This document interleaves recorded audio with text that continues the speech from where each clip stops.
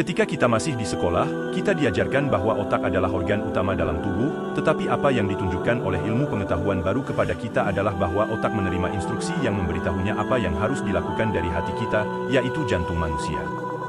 Ini adalah cara baru yang relatif bagi ilmu pengetahuan untuk memikirkan kita dan hubungan kita dengan tubuh kita, tetapi yang sekarang kita ketahui adalah bahwa kualitas emosi yang kita ciptakan dalam hati kita menentukan sinyal yang kita kirimkan ke otak untuk melepaskan zat kimia ke dalam tubuh kita setiap saat setiap hari. Ada percakapan yang terjadi antara hati dan otak kita. Ini adalah lingkungan dalam pikiran, perasaan, emosi, dan keyakinan kita yang kita tahu bisa menjadi penyembuh atau beracun. Manusia umumnya percaya bahwa otak adalah pusat pemikiran dan mengontrol seluruh tubuh. Otak bertanggung jawab atas berpikir dan memahami. Di sisi lain, jantung sangat penting untuk mempertahankan pasokan darah ke seluruh tubuh. Ini sangat penting agar setiap organ dapat berfungsi dengan benar, dan tanpa itu seluruh tubuh manusia bisa mati. Jantung sama pentingnya dengan otak, tetapi apakah jantung bisa berpikir atau membuat keputusan? Ilmu kedokteran tidak memiliki penjelasan yang jelas dan masih menelitinya. Koneksi ini kompleks. Namun, Quran mengandung ayat-ayat yang menyarankan bahwa jantung manusia terlibat dalam berpikir. Dalam video ini, kami akan menjawab semua pertanyaan Anda yang terkait dengan jantung manusia dan yang telah dijawab dalam cahaya Quran suci. Hati manusia membuat keputusan baik dan buruk, dan ini adalah salah satu mahakarya Quran yang mengguncang ilmu kedokteran. Siapa yang mengendalikan pemikiran manusia, hati atau otak? Allah yang Maha Kuasa berkata dalam surah Kaf, ayat nomor 16, وَلَقَدْ خَلَقْنَا الْإِنسَانَ وَنَعْلَمُ مَا تُوَسْوِسُ بِهِ نَفْسُهُ وَنَحْنُ أَقْرَبُ إِلَيْهِ مِنْ حَبْلِ الْوَرِيدِ إِذْ يَتَلَقَّى الْمُتَلَقِّيَانِ عَنِ الْيَمِينِ وَعَنِ الشِّمَالِ قَعِيدٌ ما يلفظ من قول إلا لديه رقيب عتيد. bahwa sungguh kita telah menciptakan manusia dan kita tahu kecenderungan hatinya, dan kita lebih dekat kepadanya daripada urat jugularnya. Ayat-ayat ini dari Quran dengan jelas menunjukkan bahwa hati manusia bahkan dapat berpikir dan memahami.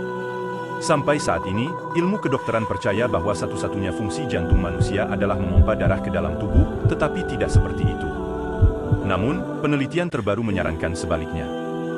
Jantung manusia dilihat sebagai organ independen dan lengkap. Jantung manusia tidak persis seperti otak kita, tetapi memiliki kecerdasan sendiri, meskipun detail dan sejauh mana hal itu belum sepenuhnya diketahui. Kami menyadari bahwa itu ada dan bahkan memiliki ingatan sendiri. Ini tidak hanya disebutkan dalam Quran tetapi juga jelas hadir dalam ucapan Nabi Muhammad SAW.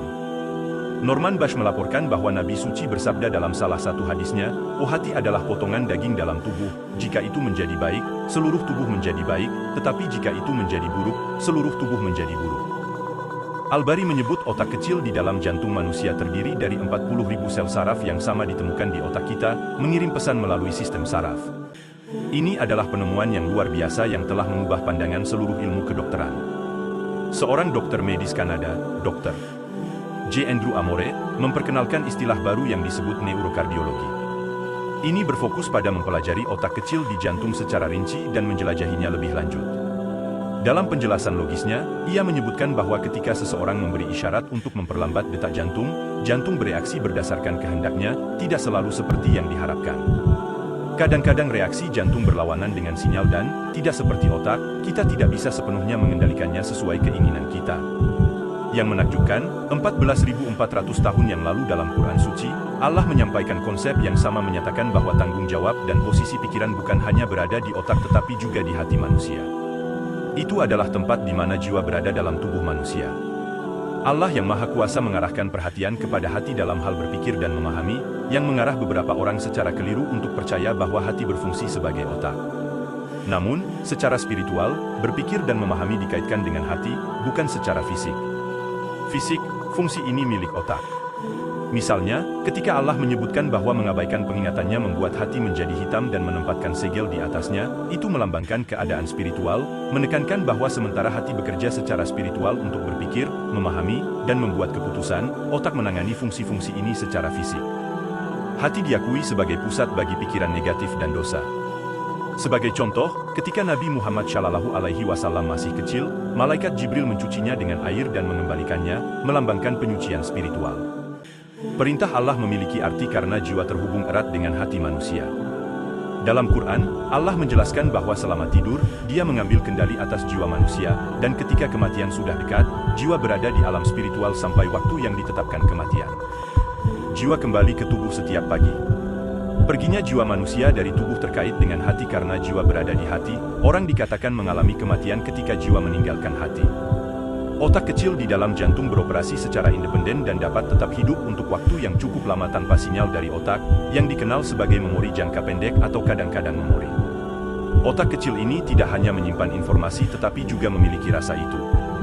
Dalam perjalanan kami melalui pengetahuan medis dan spiritual yang berkembang, kami melihat ajaran Quran sejalan dengan penemuan ilmiah tentang hati manusia.